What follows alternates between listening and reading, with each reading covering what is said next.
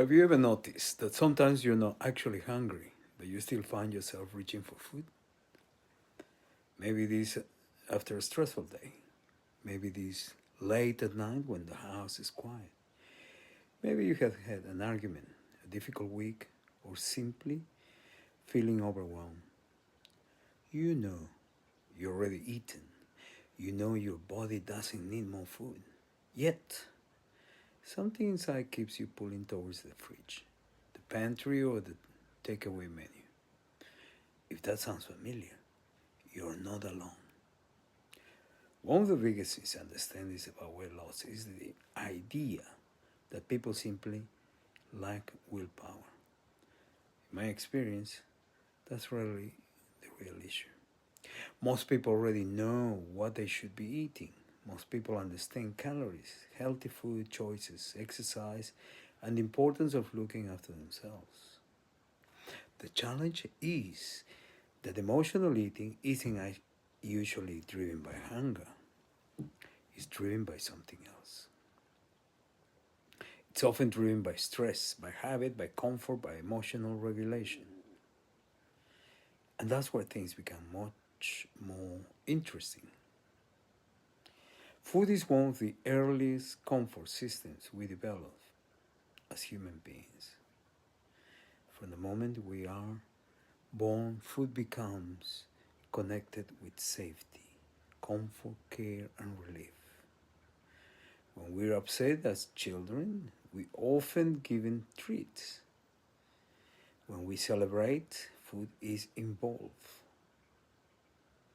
Family gatherings involve food. Holidays involve food. Rewards often involve food.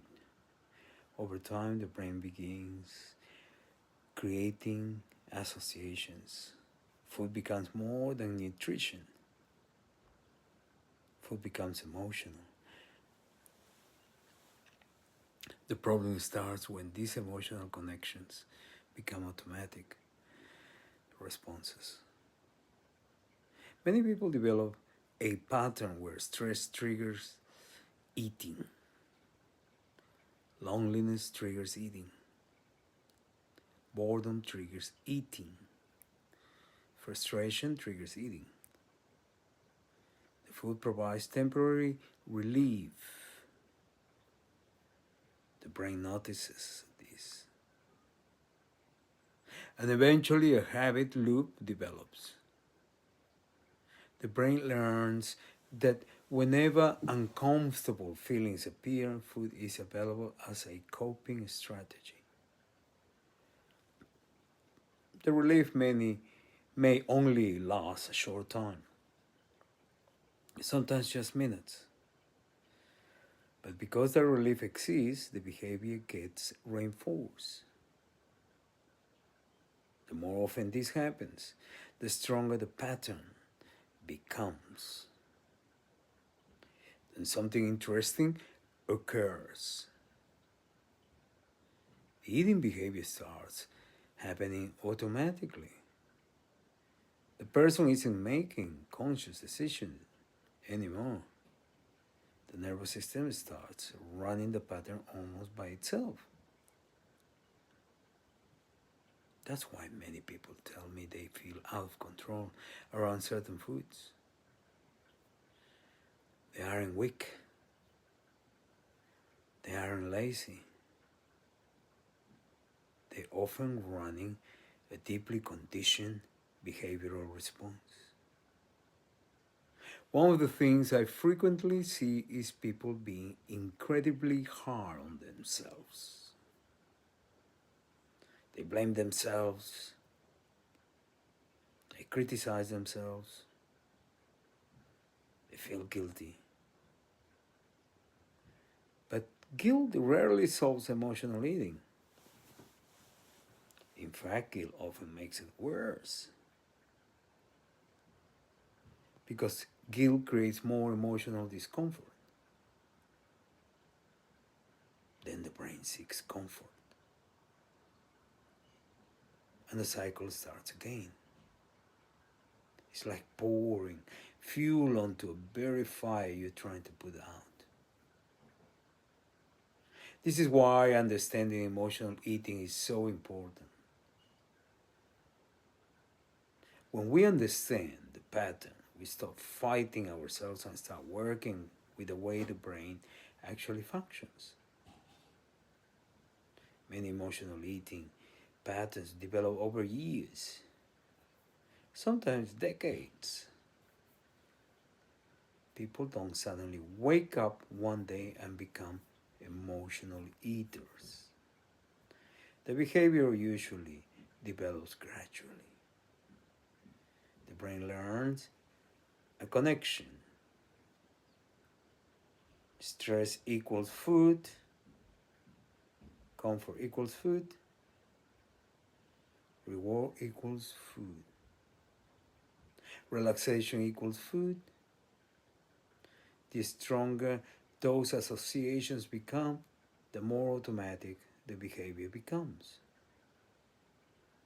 This is where clinical hypnosis may be useful. One of the goals of hypnosis is helping people become aware of automatic patterns and begin creating different responses. Not for force, not for struggle, but though change at the level where habits are formed. Because habits don't live in logic, they live in repetition. They live in emotional associations. They live in conditioned responses. Many people know exactly what they should do. The challenge is getting their automatic behavior to match their conscious goals. When those parts start working together, change becomes much easier. I work with people who discover they weren't actually craving food at all. What they were craving was relief. The food simply happened to be the vehicle. When we start addressing the emotional stress underneath the behavior, the cravings often begin losing their intensity. Not overnight, not magically, but gradually. The brain starts learning new ways to respond. The person began feeling more in control. The emotional pressure reduced. And as that happened, the automatic eating patterns start weakening. Another important factor is stress. Stress changes the way we think. Stress changes hormones. Stress changes decision making. Stress changes sleep. When people are exhausted and stressed, the brain often seeks quick sources of comfort and energy. This is one reason emotional eating frequently occurs in the evening. By the end of the day, many people are mentally depleted. The ability to make deliberate decisions is reduced. The automatic habits become stronger. That doesn't mean failure is inevitable. It simply means we need better strategies. One of the most effective things people can do is to start recognizing their triggers. What happens before urge to eat? What emotion is present? What situation occurred? What thought appear? The goal isn't to judge yourself. The goal is awareness.